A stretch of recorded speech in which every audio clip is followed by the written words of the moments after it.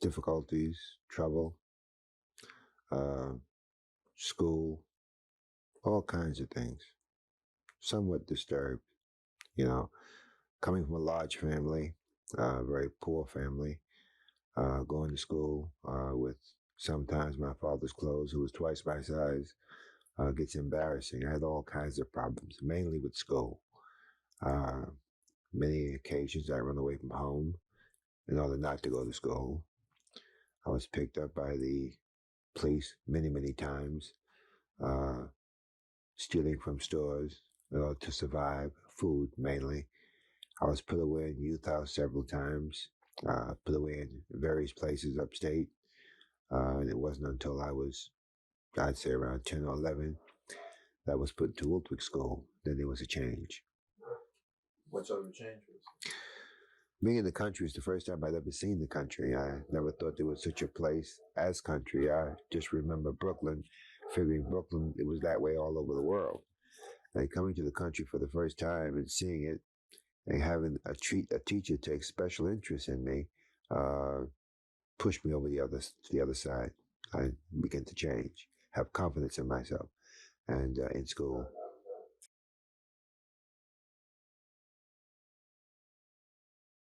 Well, after leaving Wooltwick School, I did go back to the neighborhood. I was about 10 years old when I was put in Wooltwick School.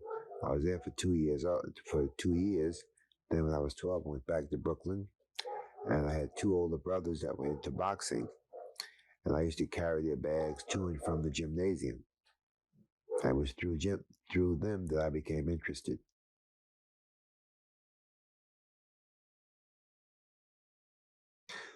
One did, the other didn't. Uh, my older brother, the oldest, he pursued a professional career, wasn't successful.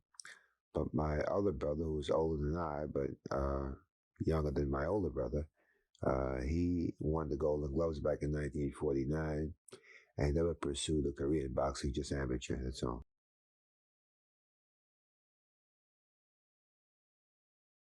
Well, I first went to the YMCA with my two older brothers, and watching them hit the speed bag and the heavy bag and jump rope and box and all that. From there, they went to the Gramercy Gymnasium, which is on 14th Street in Union Square. I still continue to carry their bags.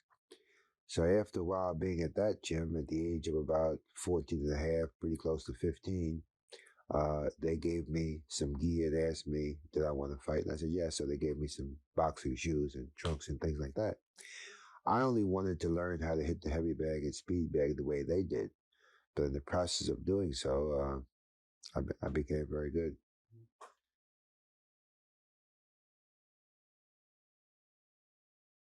Well, I had liked other sports. I had played football, uh, and some of the other sports, but boxing intrigued me more than the rest, simply because you did not have to depend on anyone. Everything was up to you. When you have a other sport, you have a team. You have to depend on your team when you throw the ball and to protect it and everything else. But in boxing, everything depends on you, and that intrigued me. So that's why I turned to boxing more than the rest.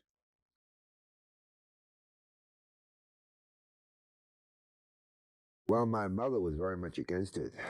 She felt that I did not have the kind of an attitude it took to be a fighter. I would imagine that most people think that fighters have got to be mean people, and street fighters and all that. So she would not give me coffee to go to the gym. She objected violently to me going to the gym, but I went anyway.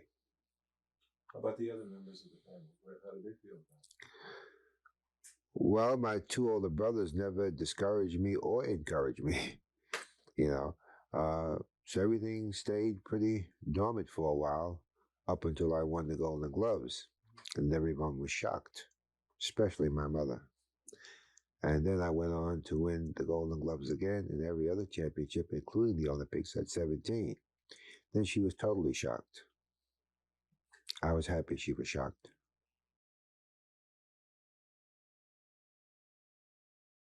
Well, not really, because I have always, most of the time, was sort of a loner. I really didn't know that many people in the neighborhood. I didn't hang out in the neighborhood. Uh, I didn't have any particular friends that I would see on a daily basis because I was mostly a loner. I would go places and do things on my own.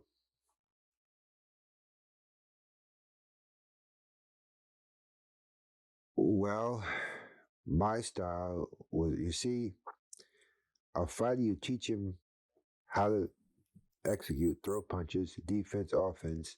He develops his own style. My style came to me. I used to leap in the air and throw punches.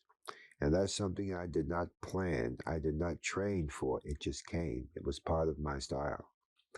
Anytime that I would leap in the air, I became aware of it once I was on my way there, already in the air. Sort of like an instinct thing. Who were your early coaches? Who trained you? A fellow by the name of Frank Lavelle. Frank Lavelle trained me for about 4 years, 4.5 years. And then because he did not get along with my manager, he walked out and left me. So then my manager continued to manage me, but then we picked up another trainer by the name of Dan Florio, who really didn't train me. I was already established at that point. Anything else that I did, see, I love boxing so much at that point that I could watch fights and pick up things, add to it, take away. So I was very, very creative, you know. And in doing so, I continued to progress as far as learning was concerned. I taught myself from that point on. When you were a Golden Glove fighter, did you have an instructor then? Did you have a teacher? Was somebody handling your development at that point? Frank Lavelle. Frank Lavelle Yeah. was the Yeah. person. I started fighting in 1950. I won the Golden Gloves in 1951. I won it in 1952. I won the every other national championship, including the Olympics. Right after the Olympics, I turned pro. Was that your decision? Did you make the decision after the Olympics to turn professional, or did somebody come to you? I was interested in turning pro before the Olympics.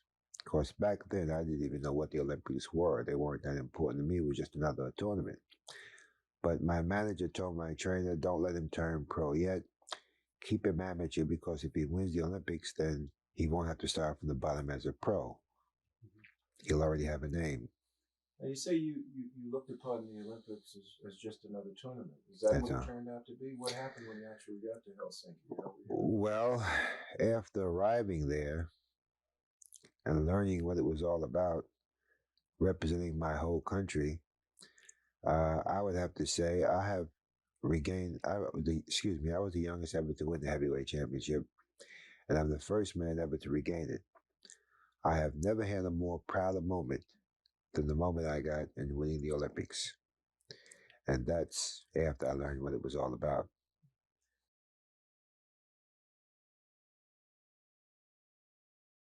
Joe Louis. Yeah. Talk about him.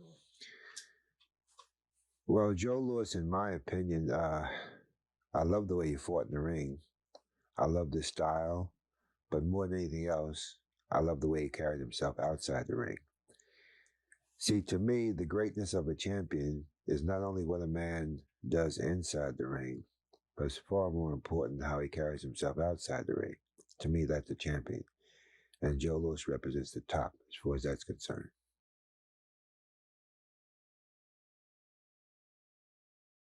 Well, the people were extremely friendly, you know. And whenever we would go to town, we'd always have people following us.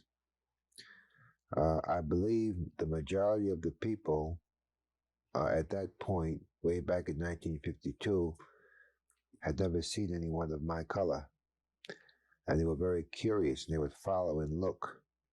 Of course, after being there a while, I could never realize why they followed us at that point.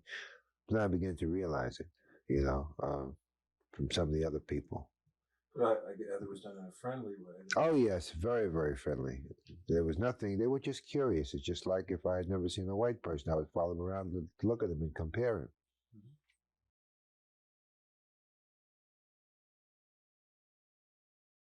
Well, after I won the championship, um, There was a lot of pressure, an awful lot of pressure. I realized that I really couldn't handle it in the sense that people expected me to go places, make speeches, and do all those type things, which I wasn't prepared. I wasn't able to. Didn't have enough confidence in myself to do things like that. So I decided what I would do is I would go away to training camp and I would live in training camps. This way, if I'm asked to do something, I'll always be in training. I wouldn't do it.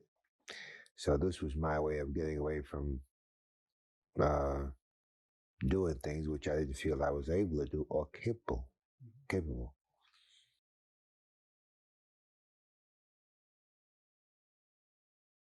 Well, I met Cuss at the Gramercy Gymnasium after I was boxing for about 3 or 4 months with a fellow by the name of Frank Lavelle, who trained me at the YMCA in Brooklyn. Then he merged with Cuss to the Amato at the Gramercy Gym on 14th Street in Union Square. And then after I had gone there and then I began to look good and I won the Golden Gloves, then Cuss became interested. And I believe the deal that Cuss and my trainer had is that Cuss would manage all the fighters and my trainer would train all the fighters, and which he did. And it worked out very well up until my trainer walked out. Cuss never approached me with a plan. He would only ask me, of course, after years and years of being under him, I realized he had more confidence in my ability than what I had in myself. And so he would ask me, how do you feel about fighting this guy or that guy or the other guy? He'd always approach me first. I would say, how do you feel? He said, I think you can beat him. I said, well, then make the match. So he would make the match, and most of the time I would win.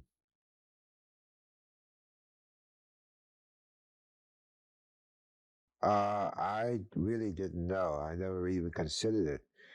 The weight came on when I least suspected it. In other words, when I weighed 157, 58, I stay around that. And then after training for 6 months or a year, I get on the scale and I wouldn't weigh every day. I'd weigh every now and then only when I'm asked to weigh. I get on the scale and I'd be 5, 6, 7, 8 pounds heavier. Yet I was wearing the same clothes. So as time went on, and I went from 165 to 170, 175, all up to 182. Then I stayed at 182 when I won the heavyweight championship in 56. I lost it in 59. I was still 182. I regained it in 1960. A year later, I weighed 8 pounds heavier, 190 pounds then. So I stayed around that weight. You raise an interesting point there. You were a heavyweight champion at 182 pounds. Yeah. Very few heavyweights today fight under 205, 210. But what's happening? Well, maybe they're eating more. Yes. Are they just growing bigger? Is it vitamins? Is it diet? Well, I really don't know. There were some big guys around in my time too. Of course, there are, from what I understand, there are more the bigger guys around today. But the only thing is where are they? I only see a few heavyweights around. See, we have nowhere near as many heavyweights today as we had yesterday. Who can Holmes fight? There's really no one to fight. Where are the, in your view, given what you see about them, where are the best fighters and what weight classes? Well, I would say in the lighter weights, welterweight and middleweight, and even lightweights. Who were some of the fighters you particularly impressed by? Well, I have been very, very impressed with Sugar Ray Leonard. He reminded me of back in the old days, his kind of a style, where guys would do things back then that you don't see nowadays, with the fast combinations, the moves, the fancy moves he makes, and the feigning that he does. You don't see that nowadays, but they did a lot of it back in my day. And to see Sugar Ray Leonard execute takes me all the way back. Do you think that's because fighters not trained or instructed properly? No, I would say that boxing now is more of a business than a sport of love as it was back in my day. I can remember many nights sitting up with sparring partners and guys and talking all night long about boxing and different moves and different things or about fights. Nowadays, there's so much money involved in boxing that I believe that when a fighter goes into boxing nowadays, he goes in specifically for the money, not the love for it. I had once said that had it not been for if I wasn't paid, I would still fight. Would have still been a fighter, and there was a certain love back then for it. It's not there today.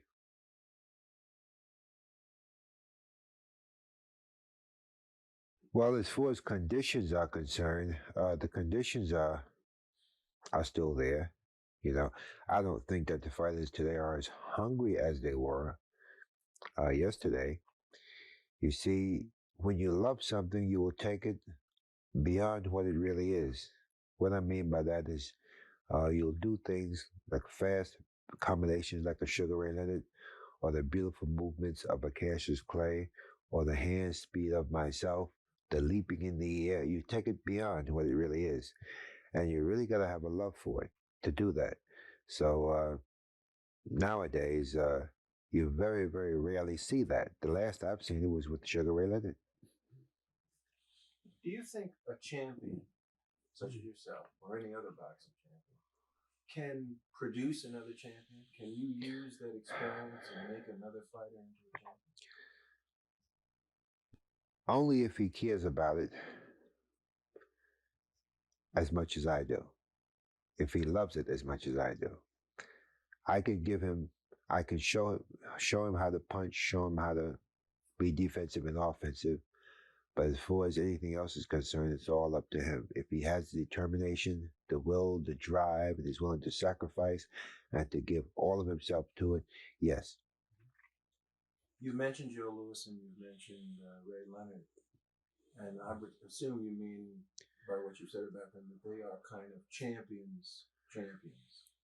Are there any other people you would describe as a champion's champion? I mean, someone who is not just a champion, but something maybe a notch above that because of their special ability or carriage outside the ring.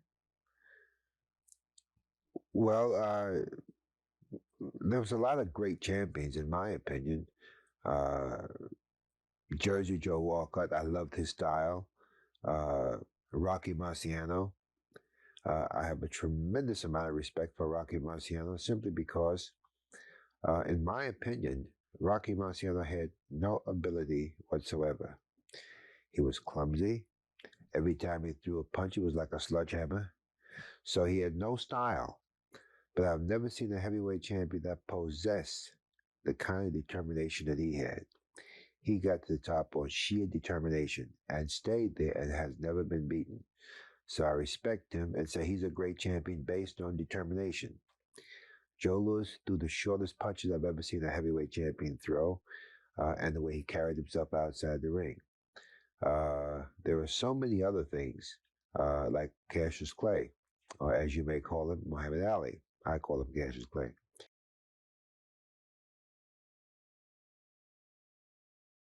Well, as I have stressed, the proudest moment of my life inside the ring was winning the Olympics. Uh, Outside the ring, I've had an awful lot of experiences. But I would say the one that stands out the most was not in boxing. Uh, Finding a partner that I can live the rest of my life with, my wife. Tell us about meeting your wife. Well, I met my wife way back in 1963, and we were married in 1965. And we have been happy ever since then. In fact, it's getting even better as the years go. Where did you meet your wife? I met my wife in New York. She was a secretary for the executives at the stock exchange. And my brother-in-law said that he could get her to work on weekends typing and taking shorthand. Of course, my secretary had left to get married, and I was looking for another one. So she worked on weekends. I did the dictation and she did the shorthand typing and everything else. And it started then. You have children? Two daughters, Talk a little bit about that. 15 and 17. My 17-year-old will graduate next year. The 15-year-old, she will graduate in another 2.5 years. How would you respond to the recent call by the American Medical Association just to ban boxing? Well, I feel that it's a group of people looking to get some kind of publicity. I really don't believe they're really that interested in it. You see, most of the people that yell ban boxing many of them are waiting for their limousine or they're living into some plush apartment somewhere. There are people that have never even seen the slums, much less lived in them. See, so they call ban boxing. If you look back, you'll find the majority or practically all fighters that are successful come from the slums. When you come from the slums, you have a choice. You have narcotics, you have alcohol, and you have crime, or you have boxing. I chose boxing, as many, many others did. Have you spoken on this subject? Have you discussed it with any people who do call for the ban on boxing? No. I have never spoken to anyone. Regarding that, I've given interviews very similar to this one about my views on abolishing boxing. If you take boxing away, see, boxing is not a college sport. Most of your big sports like football and hockey and all that sort of stuff, they're all college sports. See, but boxing is not. Boxing is more or less a slum sport for a person that does not have the education or cannot go to college to get into the other sports. Through boxing, he can get out of the slums, and I have proved that myself, and many, many others have also. In your work as a boxing commissioner for the state of New York, did you find that there were reforms that you'd like to have seen instituted? Yes. Well, the thumbless glove, that was all my idea. I worked with Everlast on that, and they finally produced a glove that would prevent eye damage. You see, what most people don't know is that the main damage to fighters is not eye damage. Excuse me, it's not brain damage, but eye damage. I see a lot of the fighters walking around from back in the 50s and even 60s with eye damage. You only hear of the well-known fighters, like a Sugar Ray Leonard, a Harold Weston who had to retire, Ernie Shavers, guys with a reputation. But there are a lot of 4-round fighters, 6-round fighters that have never been on TV, that have never had any print, that are walking around with detached retinas or some kind of eye damage also. So in realizing this, as a commissioner, I finally found a way to prevent eye damage. There were 4 fighters in my family. 2 of us wound up with eye damage. My older brother and my younger brother. So it's 50% right there.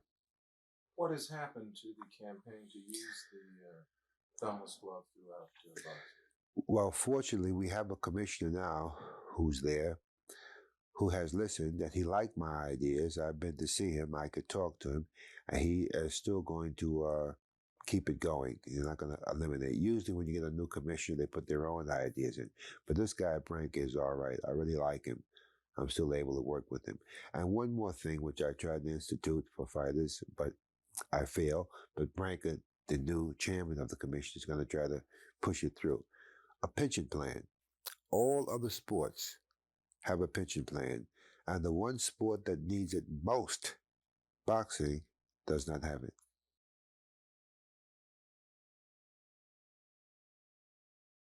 In my first fight with Ingemar Johansson, he was a better fighter than I. In our second fight, I was a better fighter than he. What was the difference between the two? What happened between the two fights? Did you figure something out about his style? Well, I have never trained that long for a fight. I trained 9 months. I secluded myself way up in the mountains in a little town called Newtown, Connecticut. And I trained there, and no one ever, never even knew I was training there up until about a month before the fight. Uh, Joe Louis came up, James Cagney came up. And when people started seeing these kind of people coming to a town like this, they said, well, there must be somebody up there. Where they going to see? And then they found out that I had been training there. So what I did was uh, I concentrated. I gave all of myself. Uh, I learned the mistakes that I made in our first fight. I corrected those. Plus, I added more. Uh, I was a much better fighter our second time fight. Let's talk about those mistakes that you made in the first fight and Yeah. how you corrected them. Well, I kind of took it very lightly for one thing because I don't know, he just didn't impress me that much. I saw him fight when he knocked out Eddie Machem, but I still wasn't that impressed with him. So when the second fight, well, at the first fight, every time he would throw a left jab, I would bob and weave to make him miss. Then when he started throwing a left jab in the second and third round, I decided to, instead of spending all the energy ducking away from it, just knock it down. Knock it down. So every time he jab, I would block it. So one time he threw a jab, and right behind the jab, I blocked the jab, but there was a right hand. So I knocked the jab down, but the right hand came through. And boom, that started it. Then he knocked me down 6 more times, and the referee stopped the fight. Now, many people at that time felt, and I'd be particularly interested in your comment, but that you really weren't hurt that badly, even after the sixth knockdown. That you, some boxing writers said that they felt you could have continued. How did you feel? Well, I say if the referee was going to stop the fight, he should have stopped it right at the first knockdown. Of course, when I went down and I got up, I don't remember any of that. I just remember hearing the referee say neutral corner. So if you'll notice on the film, I proceeded to go to the neutral corner because I had assumed I had knocked him down because I don't remember going down or getting up. And then when I went to go to the neutral corner, then he came and knocked me down for the second time. Now, at that point, when the referee saw me just walking away nonchalantly, he should have stopped the fight because it was obvious I didn't know where I was. Then after going down a few more times, I remember sitting there looking in the eyes of John Wayne as I was getting up. I was still not aware of being down, but I remember looking right in the eyes of John Wayne, who is one of the people I've admired as an actor. And I remember saying to myself, John Wayne, what is he doing here? Then, based on the way I was looking at him, because my head was on the side, I was getting up, and he was like this. And I said, how am I seeing this man? So then I looked up and I saw the referee counting. Then I realized it was I that was down. Then I went down a few more times and they stopped the fight. Well, the initial punch was the right hand behind a left jab. So in training for our second fight, I decided to bob and weave, no matter how many left jabs he threw, to bob and weave away from them. And this way, if the right hand was right behind it, I wouldn't be there. And also, I decided to throw more jabs myself. Of course, if I throw as many, if not more jabs than then he wouldn't throw as many. That was from a physical standpoint.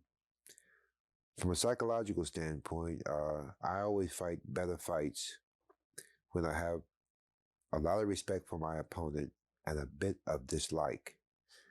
I had a bit of dislike for Ingemar Johansson because of all the derogatory things he had said about me after beating me. Here's a man whom I didn't even know, had never met. And he said statements like, I watched it over TV, statements like, I could never fight. I was a very bad champion. I couldn't punch. Everything he said was derogatory, almost as if we had a private vendetta going. So I resented that. So in going away for the amount of time I did and putting all the training in physically, I had no difficulty building up viciousness mentally within because of my dislike for Ingemar for saying all those things. He had knocked me down, took the title away from America, which I felt very badly about. I didn't mind losing to an American, but I had lost it to a foreigner. And then having him come back and say nothing but derogatory things about me was a bit too much for me to take. So I decided in our second fight, uh, I remember looking in the mirror before going to the fights. I went in the bathroom, closed the door, looked in the mirror, and I said, "You probably will not come back as the winner. You'll probably be defeated again." But when they raise his hand, he's going to have difficulty getting it out. That was the only thing that I was positive on. Which meant that I was going to give him a very tough fight. In the process, I won. Fought him once more after that, and that one was one in which you were down, he was down. Maybe you could describe that fight. Well, that was like a yo-yo fight, you know. Ingemar surprised me. I guess they had a plan that they would catch me by surprise. So the moment the bell rang for the first round, before I could come out of the corner, he was there. He ran across the ring and threw a right hand. And he caught me, he knocked me down. And then maybe a minute later, he was able to knock me down again. I was fighting a 100% defensive fight because I was hurt. So he knocked me down the second time. I realized I had to do something in order to even things up. And in order to even things up, I would have to hurt him some kind of way. So I kept backing up, and he was coming forward. And the more he came forward, the more open he became. I bounced up against the ropes and caught him with the right hand, and then he went down. That evened things up. A few rounds after that, I was able to catch him again and knock him out. A boxing writer once told me that Johansson never fought anybody as well as he fought you. Why do you suppose that? Which fight? First or second? No, the boxing writer I talked to. Yeah, but which fight did he say? Now, I fought him 3 times. Speaking specifically of the first fight, right. Yeah. Well, he knocked out Eddie Machem. He's beaten a lot of guys.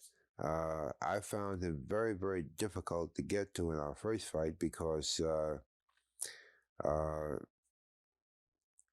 he moved very well. He would almost jump to the side every time I would move in. So I found that kind of a style very difficult to catch up with, see. But in our second fight, I was able to counteract it by doing certain things. We were talking earlier when we had the break about a number of fighters, heavyweight champions particularly. And you were talking about Cassius Clay, Muhammad Ali. Can we continue that? Could you talk about him? We were talking about, we ended actually, you were saying Cassius Clay, who some of us know as Muhammad Ali. You talked about his great legs.